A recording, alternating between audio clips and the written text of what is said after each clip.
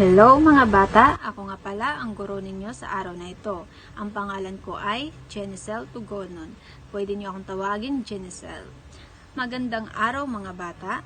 Bago tayo magsimula sa ating bagong talakayan, maaari ba ninyong ang ating mapag-aralan ang ating nakaraang talakayan? Paano natin maipapahayag ang ating damdamin, reaction o ideya? Masdan ang mga sumusunod na larawan, aking ipapakita at sagutan ang mga sumusunod na tanong.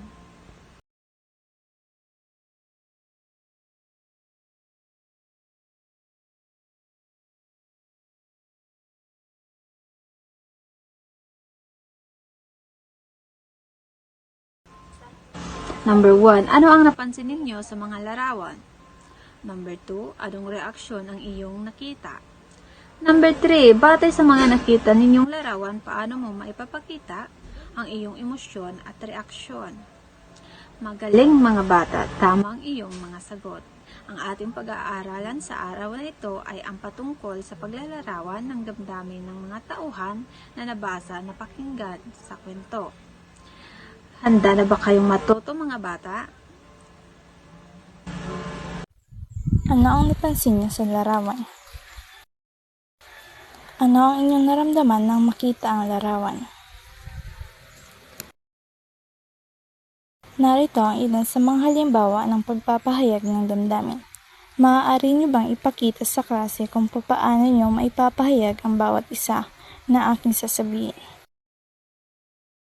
Pagkatuwa, pagkatakot, panghihinayang, pagkagulat, pagkainis, pagkagalit, pag-iwas, pagkamuhi, pagdadalamhati. Magaling mga bata! Ngayon alam niyo na ang iba't ibang damdamin at reaksyon. Ngayon na may aalamin natin ang iba't ibang damdamin batay sa nabasang kwento. Handa na ba kayong makinig? Magandang araw mga bata. Ako nga pala si Ginoong Legaspi at narito ang kwento na dapat niyong mapakinggan ngayong araw. Ang kwentong ito ay pinamagatang ang pangarap ni Pagong.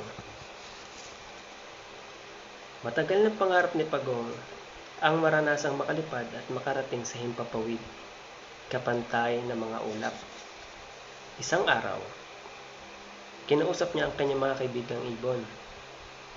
Maaari ba ninyo akong tulungan at makarating sa kalangitan at matanaw ang magagandang tanawin sa kalupaan? Gusto ko lang kasi maranasan ang inyong mga nararanasan. Ang sabi ni Pagong sa mga ibon. Sige, tutulungan ka namin matupad ang matagal mo ng pangarap. Sagot naman ng mga ibon. Paano naman ako makakalipad at makakarating sa itaas? Tanong ni Pagong. Madali lang. Gagamit tayo ng patpat. Kakagatin namin ang magkabilang dulo nito at kakagatin mo naman ang gitnang bahagi nito. Sa ganitong paraan, may dadala ka namin sa itaas. Kinagat nilang pareho ang kabilang dulo at pinakagat naman si Pagong sa gitnang dulo nito. Umakyat sila paitaas, pataas ng pataas. Tuwang-tuwa si Pagong dahil naabot na niya ang kanyang pangarap. Maya-maya pa'y nakita sila ng mga tao. Itinuro ng mga tao ang dalawang ibon at isang pagong na nasa himpapawid. Hangang-hanga ang mga tao at kumakaway sa magkakaibigang pagong at ibon. Dahil sa paghanga ng mga tao, ibinuka ni Pagong ang kanyang bibig upang batiin ang mga tao sa ibaba. At yun na ang wakas. Nag-enjoy ba kayo sa ating kwento, mga bata? Okay. Halina't sagutin na natin ang mga katanungan batay sa inyong napakinggang kwento. Una, ano ang matagal ng pangarap ni Pagong? Tama. Ang matagal ng pangarap ni Pagong ay ang makalipad sa himpapawid kagaya ng mga ibon. Pangalawang tanong. Paano tinulungan ng dalawang ibon ang Pagong para makalipad? Tama. Sa pamamagitan ng patpat.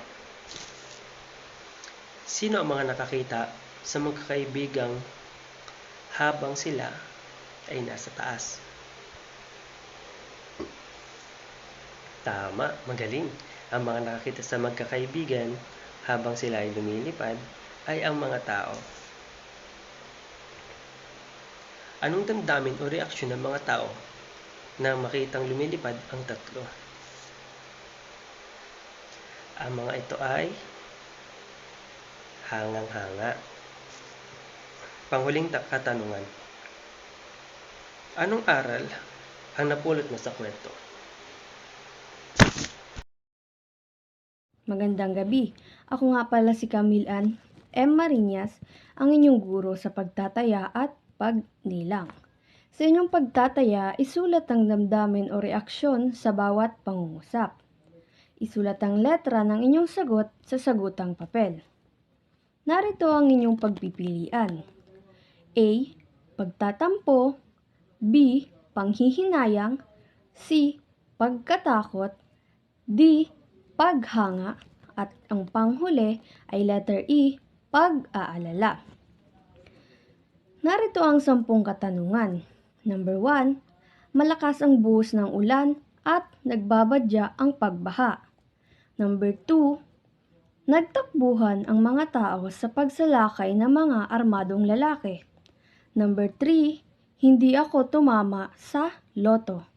Number 4. Ang ganda ng regalong manika ni Lola sa akin. Number 5. Napansin ng lahat ng tao ang damit ng bunso namin, pero sa akin ay hindi. Number 6. Hinabol ako ng aso. Number 7. Napakaganda ng bahay nila Aling Nena. Number 8. Binilhan ng bagong laruan ang aking kapatid at ako ay hindi. Number 9. Masama ang pakiramdam ng aking kaibigan.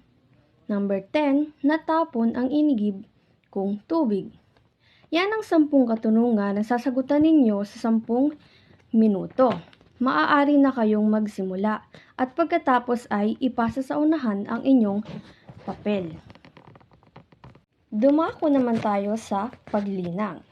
Tukuyin kung anong damdamin ang ipinapahayag sa bawat bilang. Isulat sa patlang ang letra ng tamang sagot. Ang inyong pagpipilian ay letter A, nagulat, letter B, malungkot, letter C, galit, letter D ay masaya.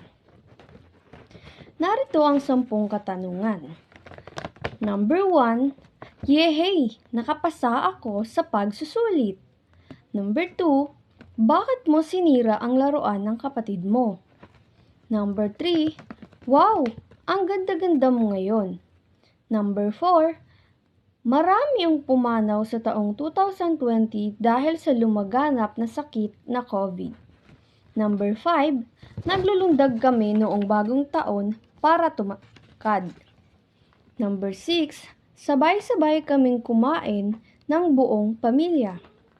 Number 7, namatay ang alaga kong aso. Number 8, wow, may bago akong laruan.